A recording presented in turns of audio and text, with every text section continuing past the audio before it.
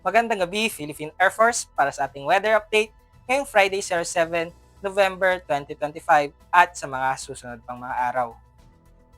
Para sa ating synoptic situation, Northeast monsoon ang siyang nakakaapekto dito sa extreme Northern Luzon, samantala ang binabantayan nating severe tropical storm na si Fung Wong ay huling namataan sa layong 1,195 km east of Eastern Visayas. Ito ay may lakas na hanging 110 km per hour malapit sa gitna at may pagbugso ng 135 km per hour. Ito'y kumikilos pa westward at 25 km per hour. Para naman sa track and intensity forecast of severe tropical storm Fung Wong, ito'y muling mag-intensify to typhoon category ngayong gabi at posibleng papasok sa Philippine Area of Responsibility ngayong gabi or bukas ng madaling araw. Sa araw naman ng linggo, ito'y mag-intensify to super typhoon category at posibleng mag-landfall sa southern portion of Isabela or northern portion of Aurora. Habang tinatahak nito ang Luzon, bahagya itong hina to typhoon category. Ito'y lalabas sa araw ng Miyerkules sa Philippine Area of Responsibility.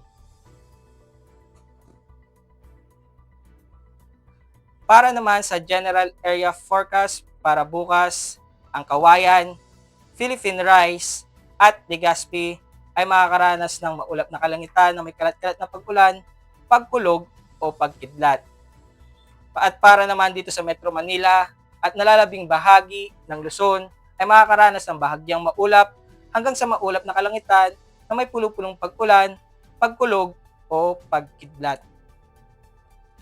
At para naman dito sa Tacloban ay makakaranas ng maulap na kalangitan na may kalat-kalat na pag-ulan, pagkulog o pagkidlat.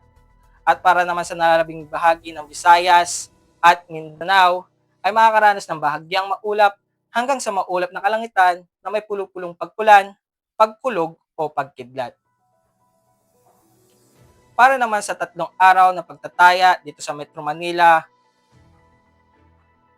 at Cavite sa darating na linggo hanggang Martes ay makakaranas ng rains with gusty winds at pagdating ng Lunes ay makakaranas ng stormy weather.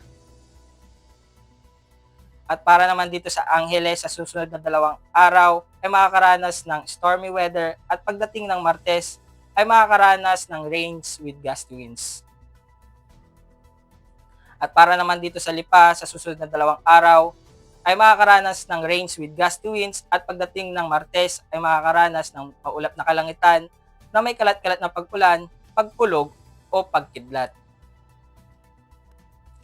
Para naman dito sa Puerto Princesa, Kalayaan Island, Lapu-Lapu, at Zamboanga, magmula Linggo hanggang Lunes ay makakaranas ng maulap na kalangitan na may kalat-kalat na pag-ulan, pagkulog o pagkidlat. At pagdating ng Martes ay makakaranas ng bahagyang maulap hanggang sa maulap na kalangitan na may pulo-pulong pag-ulan, pagkulog o pagkidlat.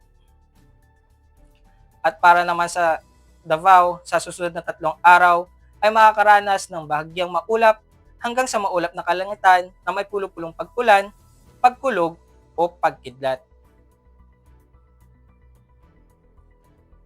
Para naman sa ating astronomical data, lulubog ang haring araw ng 17:26 at sisikat ito ng 05:54. For our moon illumination, we have 87% decreasing.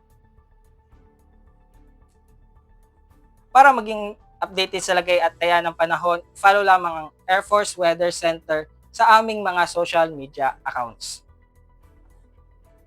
At yun lamang po ang weather update ngayong gabi. Sa ngalan ng aming commanding officer na si Colonel Alvin John Cugador PAF GSC, ako po si Airman James Patrick C. Cases, ang weather forecaster ng Air Force Weather Center.